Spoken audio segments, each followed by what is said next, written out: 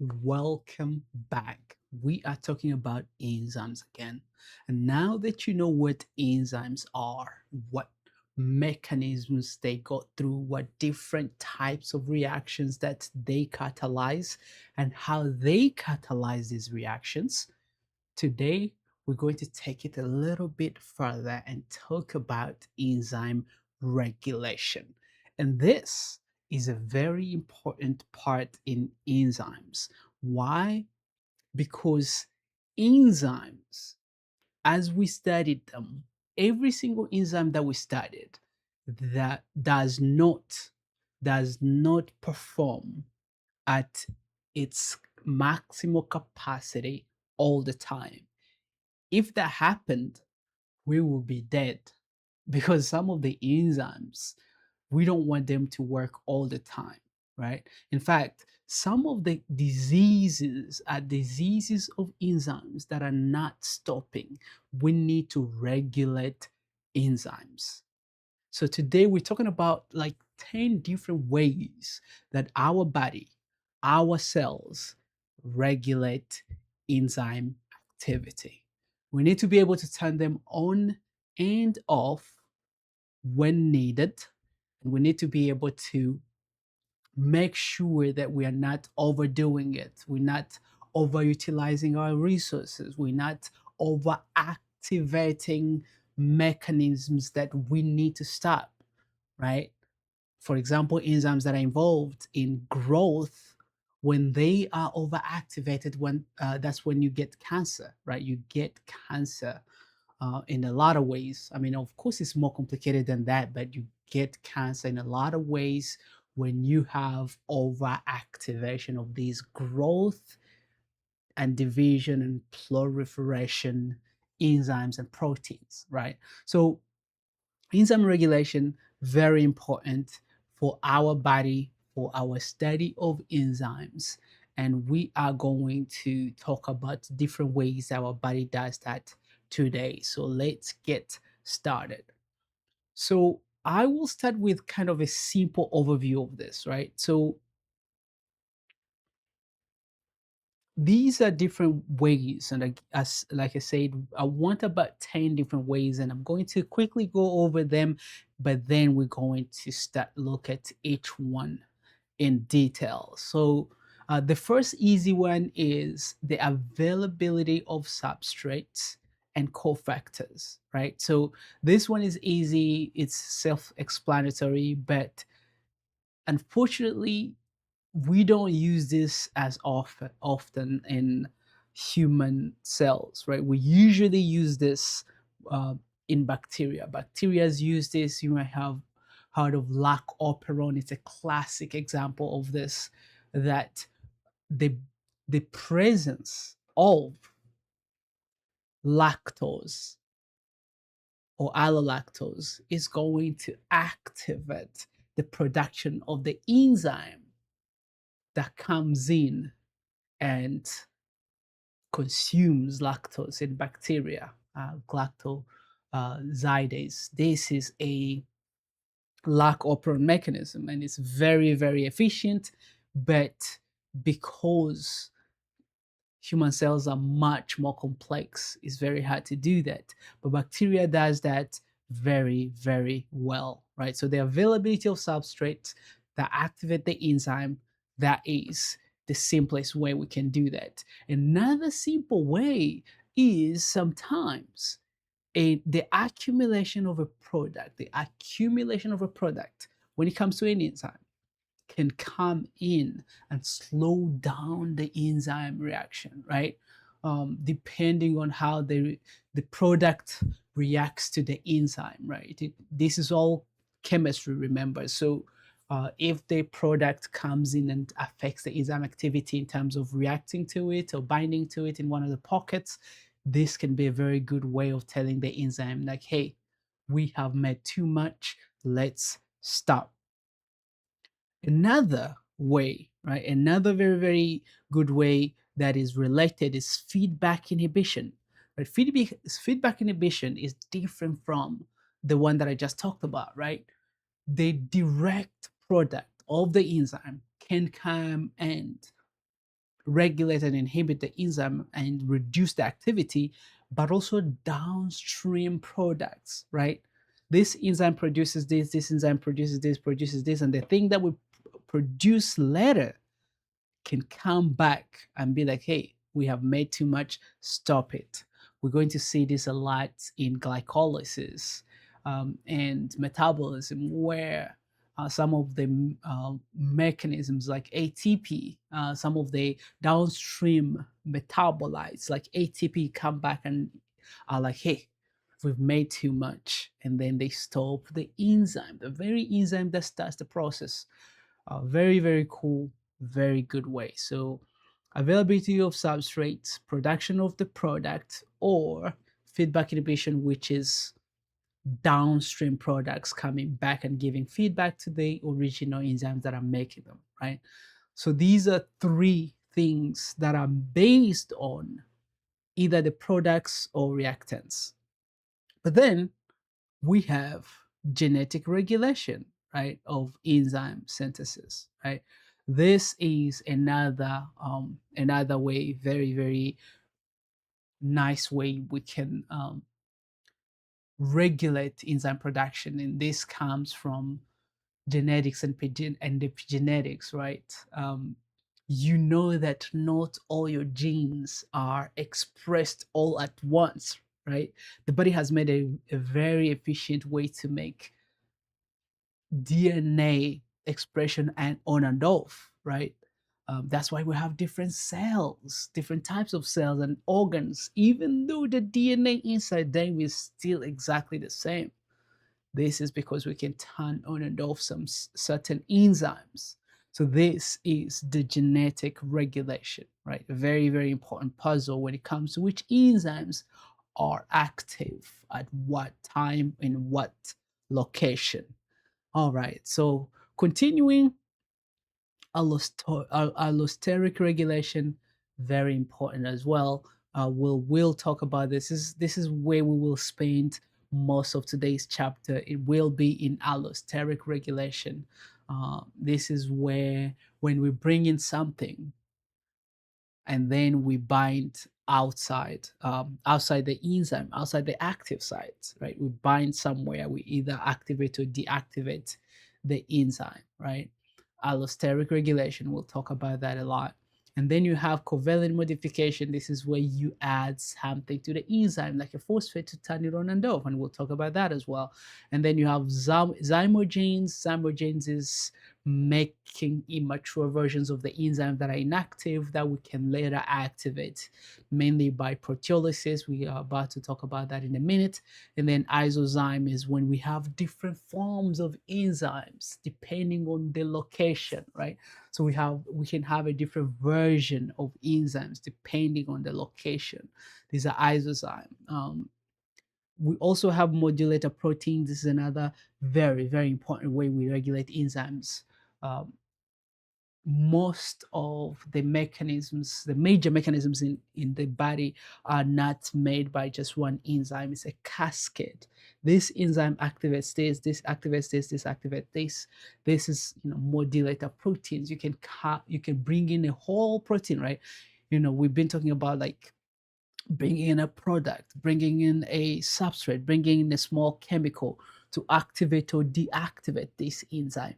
But you can bring in a whole protein, and this happens. Bring in a whole protein to come in and activate or deactivate an enzyme. Another one that I can say that kind of is about genetic regulation as well is transcription factors, right? You have these enzymes that come in and they go to your DNA and they do things to it to either activate or deactivate gene production that later stops or starts the enzyme production, right? That's another way. I guess it can go into genetic regulation, but make sure that from this slide, you get 10 different ways that we can regulate enzymes. Some are more important than others, some are more common than others. And let's talk a bit more about some of these, starting with zymogens, right? So, as I mentioned earlier, Zymogens are immature versions of enzymes, right? So when you make an enzyme, a lot of enzymes, by the way, are made this way. You make an enzyme, but the enzyme that you just made is not ready, right? The enzyme that you just made is not ready.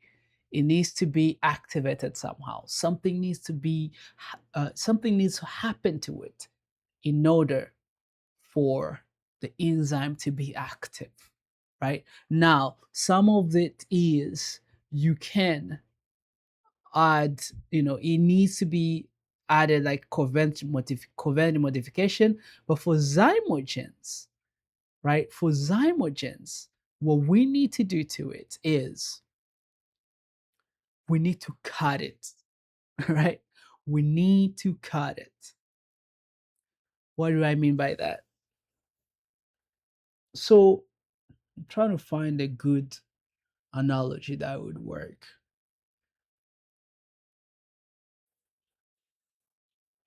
All right, so let's say we have our enzyme, which is a piece of paper, right? So when the enzyme gets translated, it might be this piece of paper. But this piece of paper, as we have found, it needs to be folded in a certain way, certain, very exact way. And if it doesn't do that, the enzyme will not work, right? So your enzyme just got translated. It's a chain of amino acid, which is this paper. Before it gets folded, it's trying to fold, but it's not getting there. Why? Because it has an extra part added to it. It has an extra part added to the sequence so that it doesn't fold the right way. For us to fold the right way, we need to cut it. So before we cut it, it's a zymogen. It's an immature version of the enzyme that cannot fold and function properly, right? And then we remove this part. After you remove this part, now it can function exactly, can fold exactly the way we want it to fold. And then it can have like that nice active site that can now catalyze your protein, right? This is a fully functioning enzyme. It's no longer a zymogen, right? So this happens a lot in our cells, right? So an example is proinsulin. Proinsulin is an example, right? Proinsulin has to be cut and modified in order to make insulin. And guess what? If you can see here, this is the sequence, right? These are all your amino acids, right? And you can see that the blue part in the middle needs to be removed. The insulin it cannot fold properly without removing this, right? So we remove this peptide and then we join the remaining two, and now insulin works, right? So we go from pro-insulin to insulin, right? This is how zymogens work, right? Chymotrypsin is another very, very famous zymogen, right? So we start with chymotrypsinogen to make chymotrypsin, right? And guess what? We actually make two types of chymotrypsin. We make pi chymotrypsin and alpha chymotrypsin, right? And they're both active and they do different things, and we can talk about that later. But if you have chymotrypsinogen and then you cut it, and guess what type of enzyme cuts it? It's trypsin. So trypsin comes in, cleaves chymotrypsin, and then no, cleaves chymotrypsinogen, and now we have chymotrypsin, and we can have pi chymotrypsin, and then we need to actually, if we really want to go to alpha chymotrypsin, you know what we have to do? We also have to cut it. What do we cut this with? We cut it with pi chymotrypsin, right? So chymotrypsin, this is called self-digestion, right? Pi chymotrypsin itself cuts pi chymotrypsin to make it alpha chymotrypsin, right? So this is the one that we actually use a lot, but pi chymotrypsin is also active and can be used, right? So let's look at more examples. Uh, Trypsin comes as a trypsinogen, chymotrypsinogen, right? Pepsinogen, and you can see that these are enzymes that are involved in digestion, um, in the pancreas, in the stomach, and things like that.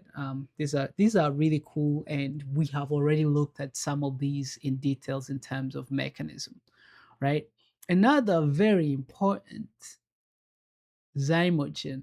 By the way, if you remember, we talked about zymogen when we were talking about enzymes earlier and enzyme structure, because one is a pro-enzyme and that becomes a holo enzyme, right? So let's make sure that we track our vocabulary. Pro-enzyme and holo enzyme, same thing as zymogen versus active enzyme, right?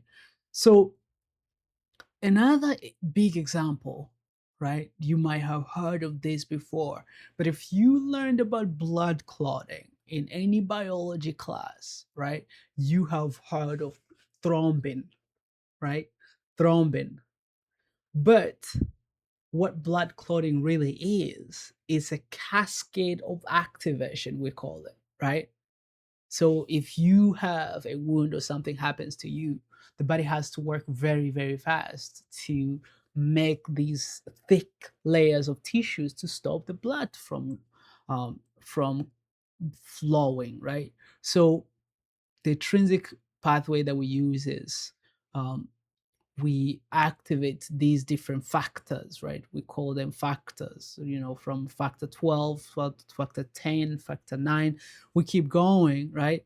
Um, but they activate themselves all the way to thrombin, right? This is the final pathway that you will need to remember, that somebody will ask you and somebody will expect you to know, if you know about the mechanism of blood clotting, right? What's the important pathway? Prothrombin becomes thrombin, right?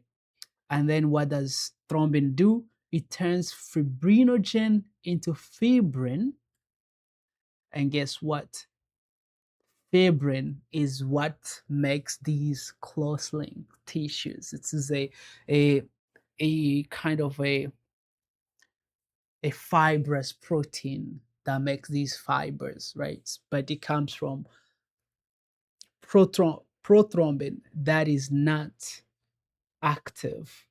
So that is a zymogen becomes thrombin that is now active, right? From the activation of uh, this factor, right? And then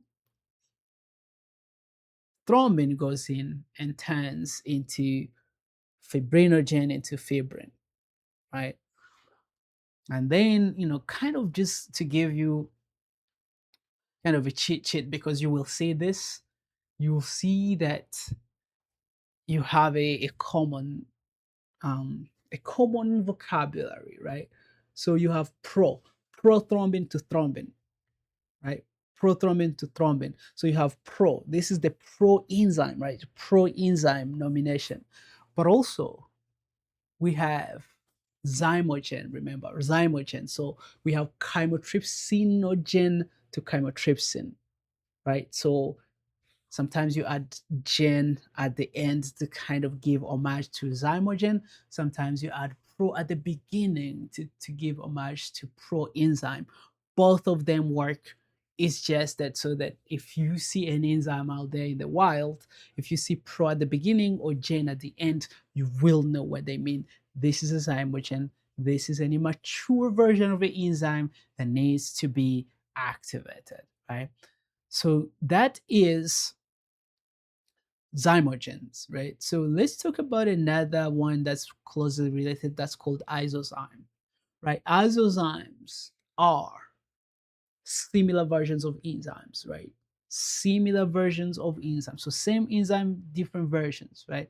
An example is lactate dehydrogenase, LDH. This is a very common enzyme. It has different subunits, and depending on what different subunits, you're gonna have a different type of enzyme. It's still LDH, very important, still doing very similar catalysis, but different types of activities, different types of activations, right?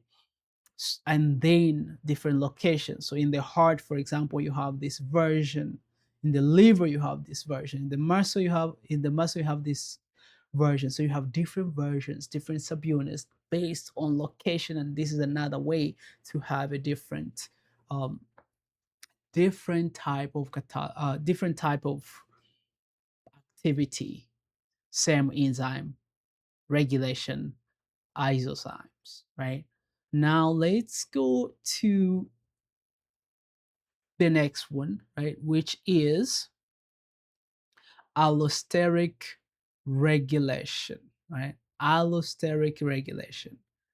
Now we do like allosteric regulation, and whenever you've learned allosteric regulation, most of the time, I'm pretty sure that you just learn like, oh yeah, you have a enzyme here, you have an enzyme here, and then you have an active site here, and then you have an allosteric site here. It's like so active site here. Let me just say A. It's very hard to write on a mouse.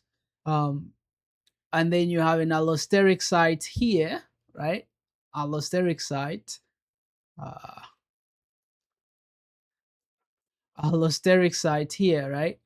And then you're going to be like, oh yeah, you have an allosteric site on the side that comes in, and it can turn on and off the enzyme based on just what it does to the structure, which is true, right? An allosteric enzyme an allosteric regulator comes in, binds, and then changes the structure. And then when it changes the structure, the active site changes. And then when the active site changes, all of a sudden we cannot bind. But it goes a bit more than that. We're going to see what happens, for example, to the kinetics, or what different types of regulation, right? But these are so most enzymes, like a lot of enzymes that are at key steps in metabolic pathways, have allosteric effectors, and that's why we care about them a lot, right? And these effectors are produced elsewhere and then they come back, right? And sometimes these allosteric effectors may be feed-forward activators or feedback inhibitors. What we mean by that, we mean that it may come in, let's say ADP, right? ADP and ATP, right? So some enzymes that are needed for energy, right?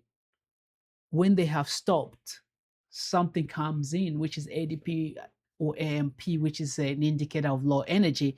It comes in and he's like, hey, where is the energy? Keep doing, keep working, get back to work, right? So that's an activator. But then ATP, if you made too much, it will come back and be like, hey, stop, it's enough, right?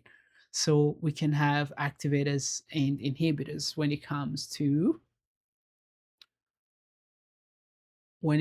these allosteric regulators, right? So another thing that I want to talk about when it comes to these, right? Let's make sure that we pull it up as well, right? Another thing that I want to talk about is the kinetics, right? So if you have a regular enzyme, if you remember, right? If you remember your Michaelis-Menten kinetics and equations and graphs, if you have a regular enzyme, if you plot the rate versus the substrate, right? Usually, you're supposed to see this kind of a hyperbolic curve that gives you a nice Vmax, right? But if you add an inhibitor, or if you add a regulator, you add a chemical to your enzyme, and the enzyme makes it a sigmoidal curve rather than hyperbolic, you'll know that that regulator is allosteric, right? So that is something important that we want to get back to. But now I want to talk about models, right? So the models are like, hey, what are the models of conformational change? Meaning that what type of conformational change explains this behavior of allosteric regulators, right?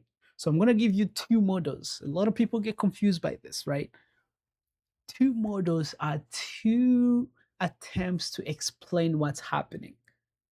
And turns out that both of these models are relevant, and that's why we still teach them. Some enzymes tend to behave like one model, some enzymes tend to behave like another model. So these are both relevant and they explain how allosteric regulation works, especially in enzymes with multiple subunits, right? So we're going to look at the models.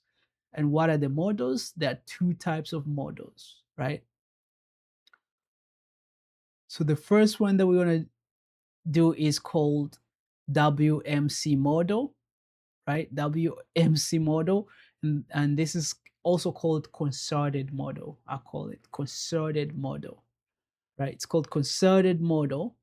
Right. So we have concerted model, and then we're going to have sequential models, concerted and sequential, right? Make sure that you remember those, concerted and sequential. And in the concerted model, right? In the concerted model, we have two versions of the protein, right? You have two versions of the protein. Let's go back here. Two versions of the protein, and the two versions are, ooh, okay. The two versions of the proteins are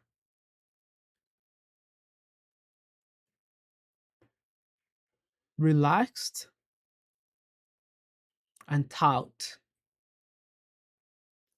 meaning rigid, right? Rigid, rigid and relaxed.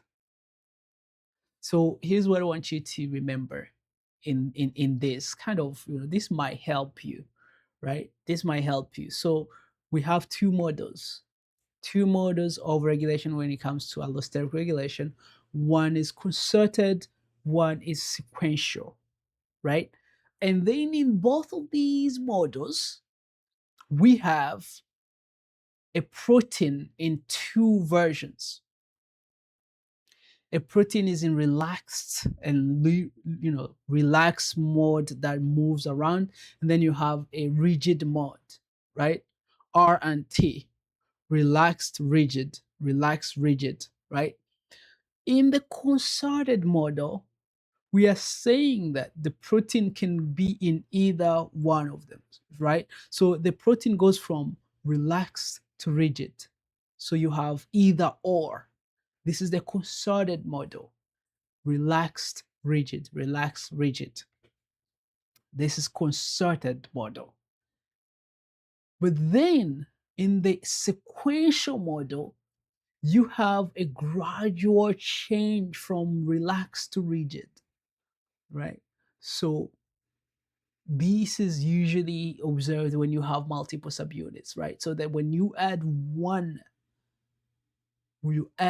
chemical, we change. And then you add another one, we change. You add another one, you change to the point where we get to the R or rigid model from the relaxed, right? So in the sequential model, it's gradual conformational change as we add the regulator. In the concerted model, it's either or. You either in relaxed or rigid conformation. So these are the two. So before I even start talking about them, That is the take home message, right? But going a little bit more into the concerted model, right? We can have kind of a model that shows you the concerted model by looking at kind of a cartoon, right? Like this cartoon. This cartoon is going to show you like we can go from relaxed to rigid, right? So the T is rigid, right? Relaxed to rigid, right? And then you have different ways that you can regulate that. What are different ways? Well, you can have an activator, right? Activator can activate it. The substrate can bind, right? But it can only bind to the relaxed model, right? The substrate can only bind to the relaxed model. And the activator, of course, can only bind to the relaxed model to activate it. Only the inhibitor, right? Only the inhibitor can bind to the tout model, right? So this is the concerted model, right? This is the concerted model. This is the MWC model as well. You see it. Another thing that I'll tell you about this model is that if you look at this, right? So remember I talked about this, right? If you have your normal, so blue here is the normal catalysis, right? You have a hyperbolic curve, and then you add an allosteric inhibitor. Guess what we become? We become a nice sigmoidal curve. But guess what? You can also add an activator, right? When you add an activator, it's the opposite. It shoots up like that, right? So you can add an inhibitor, you can add an activator, and then you can have your original catalysis, right? So this is the effects of an allosteric inhibitor, an allosteric activator, and inhibitor, right? So this is how it looks like when it comes to kinetics, right? Now, another very important part when it comes to allosteric inhibition is cooperativity, right? Cooperativity. And you might have seen this before, right? And this is in the corporate world, they call it synergy, right? It's the fact that if you have one thing doing, one person doing one thing, then one person doing another thing, right? So one person producing, I don't know, $10, and then another person producing $10. When you put them together and they work together, they don't end up making $20. Maybe they make $30, right? This is cooperativity or synergy. In like whenever things get together, they don't just add up, they multiply, right? This is cooperativity. Enzymes do that as well, right? The binding of one. So if you have like multiple subunits, right? The binding of one subunit increases the binding of the second one, right? So that is cooperativity or cooperative binding, right? So saying that S binding or substrate binding increases the population of R, whereas R is the relaxed enzyme that is ready to bind new substrate, right? So these are what we call homotropic effectors. This is actually something that you need to remember, and some people get it wrong, right? Homotropic effectors, right? This is when it comes to cooperativity. The homotrophic effectors are effectors that when they bind, they increase the likelihood of something like them binding, right? So when S binds, it increases the likelihood of more S's binding. That's homotropic. But some other weird effectors when they bind, they increase the likelihood of something else binding, and that is heterotropic effectors, right? So these are still both effectors. These are still cooperative effectors, right? And by the way, speaking of cooperativity, I call this, not me, textbooks and scientists call it positive cooperativity. Why? Because sometimes we have negative cooperativity, and it's exactly what it sounds like. The binding of one thing discourages the binding of more, even though it binds, but it discourages the binding of more. That's negative cooperativity. But then you have positive cooperativity, which is the binding of one thing encourages the binding of more. That's positive cooperativity. And then we have two types of effectors when it comes to positive cooperativity: homotropic and heterotropic. That is cooperativity. All right. And this is another one. I get this from one of my favorite biochem books. It's another example of an illustration of how the concerted model works. I actually like this better than the other illustration, but some people, some students get this wrong, or some people are confused.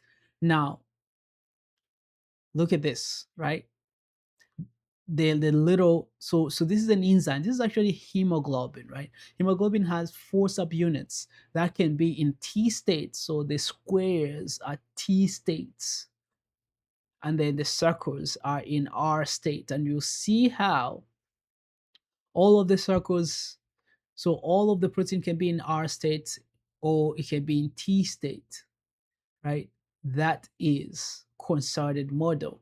When we get to sequential model, you can actually have things in between, but concerted model is either or, right?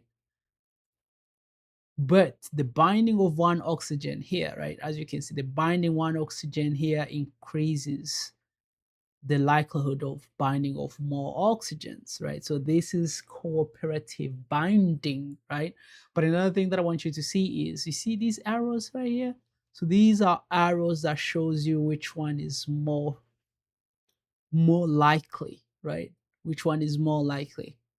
So you see at the beginning, you have a big arrow pointing to the T state, right? You have a big arrow pointing to the T state, telling you that the T state is more likely to be present in this. But then you add oxygen, you add one oxygen, and guess what? This arrow becomes shorter, meaning that now they're kind of, T state is still favored, but not as much. If you add two oxygens into the system to each protein, then now they're like pretty much equal, right? They are pretty much equal. The T state and R state are equally favored, right? And then you add more oxygen, now the R state is favored. And then when you added oxygen to all subunits, the R state is strongly favored. So this is an explanation of how the concerted model works, but also it's an explanation of how cooperative binding works. Very, very important. Now let's go to another model or another attempt to explain. And we see this in other proteins as well, right? And this is the sequential model, right? And sometimes we call it the KNF model based on the people who discovered it, right? But what do we say the sequential model? If the protein is oligomeric, meaning that if the protein has multiple subunits, right, then adding one ligand will change the conformational changes in one subunit, and then it will also affect other subunits as well, right? So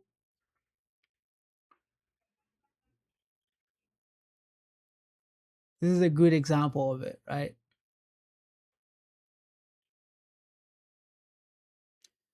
So this is concerted model at the top, right? The concerted model is either or, But the sequential model, right? If you add one subunit, it affects other subunits, right? This is another one from your book, this one, right? Right. So you have this protein right here, it's in R state. No, it's in T state, right? Then you add the substrate, and then guess what? One of the parts that you added it becomes R state, right? And then you add more, then we have more conformational changes, right? So basically what we're saying is as we add more, it changes the conformation. As we add more, it changes the conformation. um, and this is also cooperative binding, but it's cooperative binding that tells us that it's not it's not like T, it's not like you have like T and then R, right? It's not like an instant change like in the concerted model. They are saying like, hey, actually it's not either or. Sometimes one subunit changes at a time. And this explains what happens in a lot of enzymes, right? Because we see for some of the enzymes, we look at their structures and we see that not all the subunits are in the same state. So some of the enzymes are explained by the sequential model, some of the enzymes are explained by the concerted model, right? So very important take home message. We need to know about allosteric regulation, and we need to know about sequential model and concerted models of regulation, and we need to know about cooperativity and allosteric effectors and activators, and how what type of effect they have on kinetics and the kinetic curve, right? And by the way, if we look at this, because the same thing happens here in the sequential model as well, right? Sequential model here and cooperativity, if you have a normal enzyme here, boom, it's hyperbolic, right? You add a positive cooperator, it brings it up, a negative cooperator brings it down, and then I don't like the negative cooperativity one because usually it's a bit more sigmoidal as well. But either way, we have this one here, we have this one here. So I want you to know and remember. Oh, sorry. I was not showing it, right? So I was showing this, right? I was showing this right here and how it changes. And I was also showing this right here, how it changes, right? This is also how the curve changes in terms of cooperativity, whether negative or positive. But what I want you to know is with these, you have to remember that if I give you this type of curve, you can also tell me how it changes in terms of Km and Vmax, because we know where Km and Vmax are on these, right? In some of these, they actually did it and they showed you what happens to Km. They call it K here, right? But absolutely important, right? Absolutely important. We really need to know about these models, right? So, with that being said, let me talk about something else, right? Let me talk about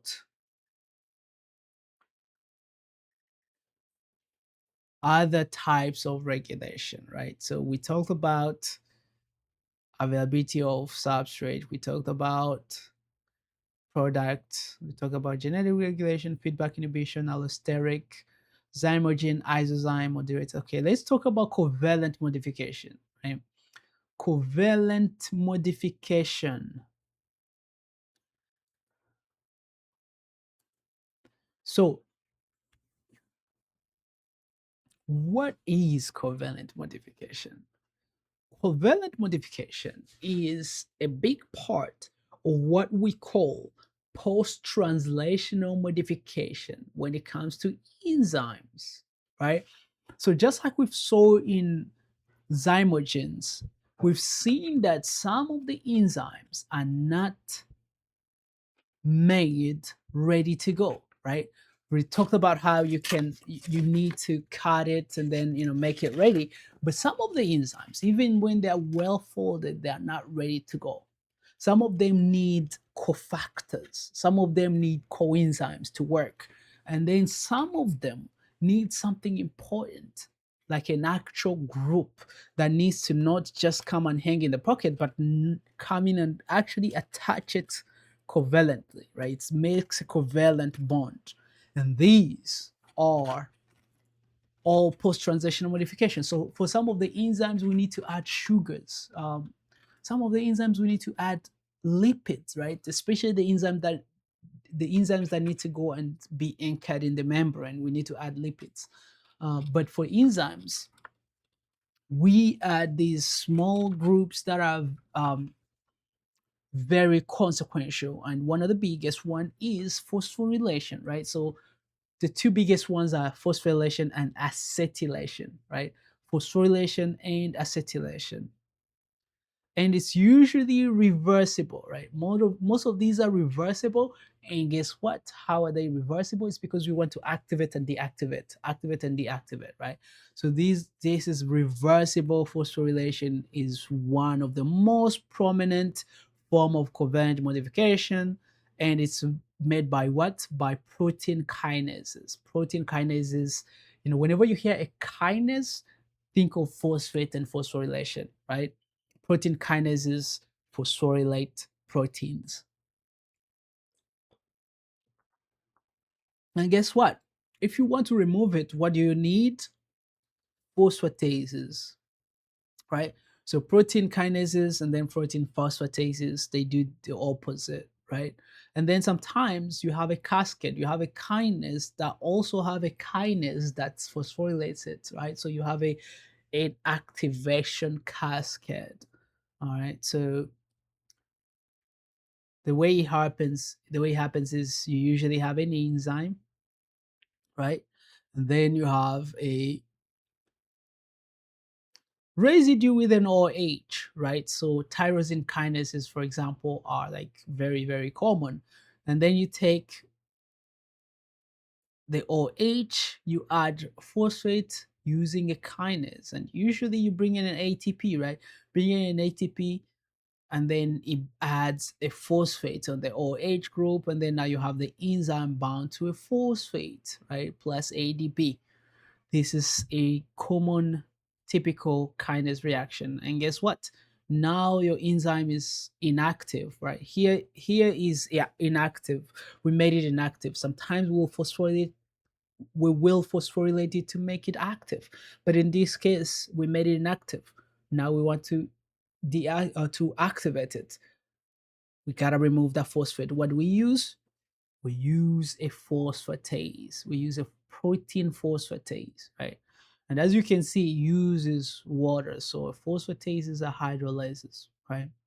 Uses water to cut that phosphate off. Now you have a phosphate, and then you have the original enzyme, reversible phosphorylation to activate and deactivate enzyme, right?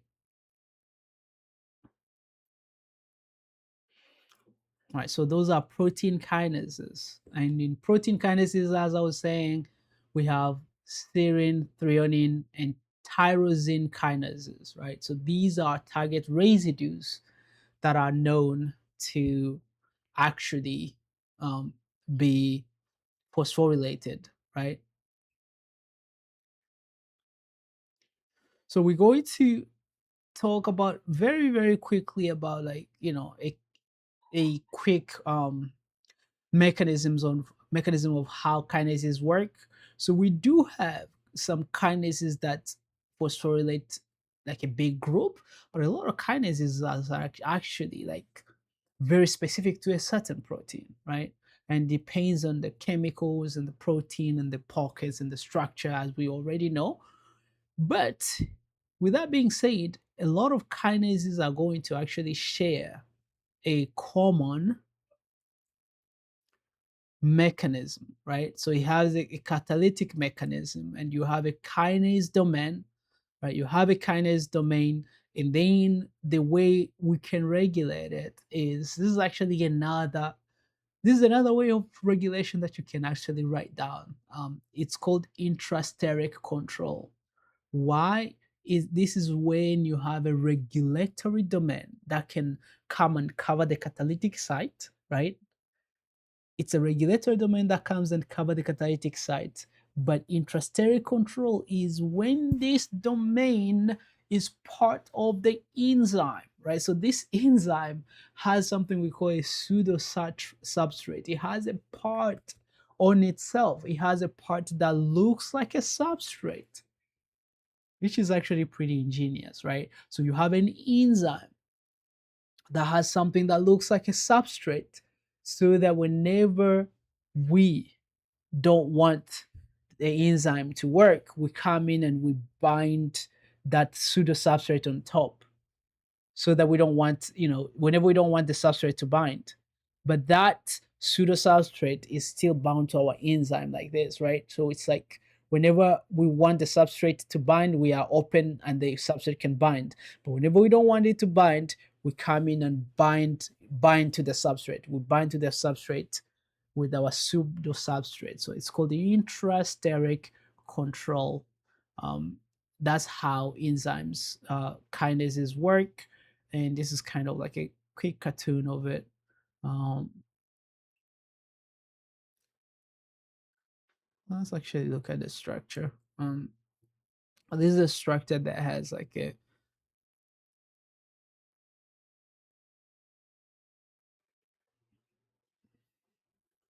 this is the catalytic site, the orange is the pseudo substrate, right?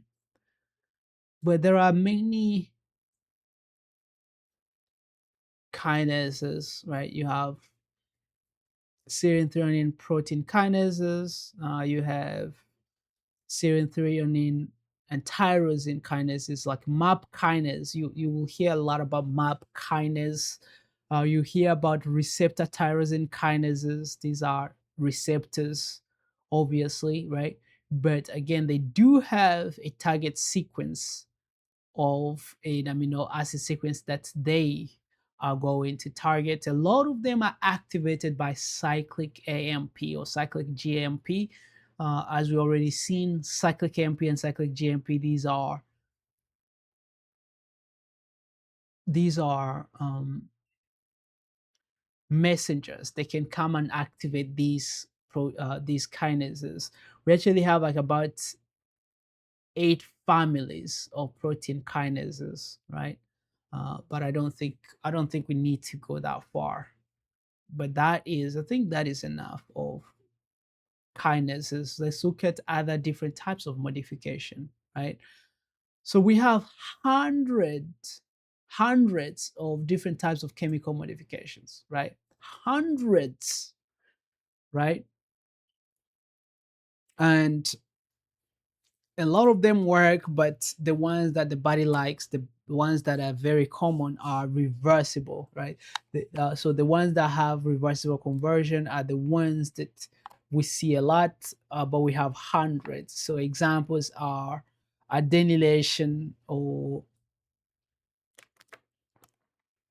adding, an AMP, so an adenine group, right? So AMP or AMP to tyrosine.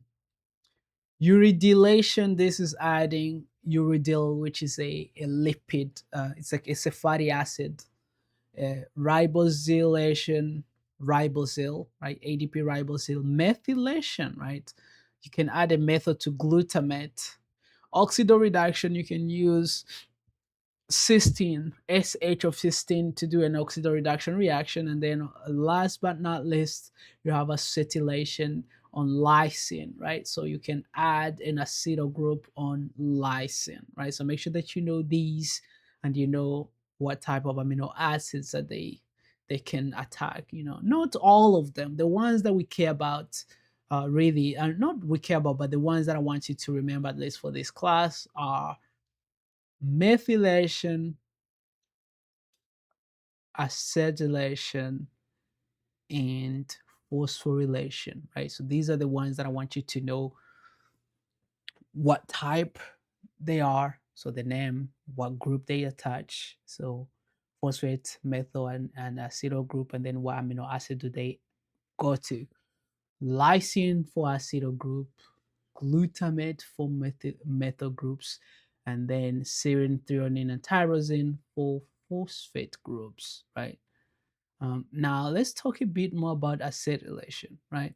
So acetylation is going to add an acetyl group to on the NH3 of lysine, right? And it's very important because it changes it from positively charged to neutral, right? If you remember, we've seen this in acetylation of histone proteins, right? In epigenetics, we've seen this, but there are many other proteins that are involved in acetylation, right? Now, what I want you to remember is just like in phosphorylation, we have kinases and phosphatases, right? So in acetylation, what do we have? We have acetylases and deacetylases, right? Acetylases and deacetylases that do they do this, right? So that's pretty much what I want you to know when it comes to acetylation and deacetylation, right?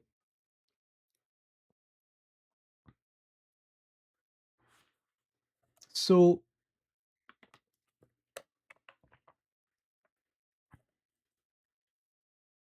I think this is a good place to stop.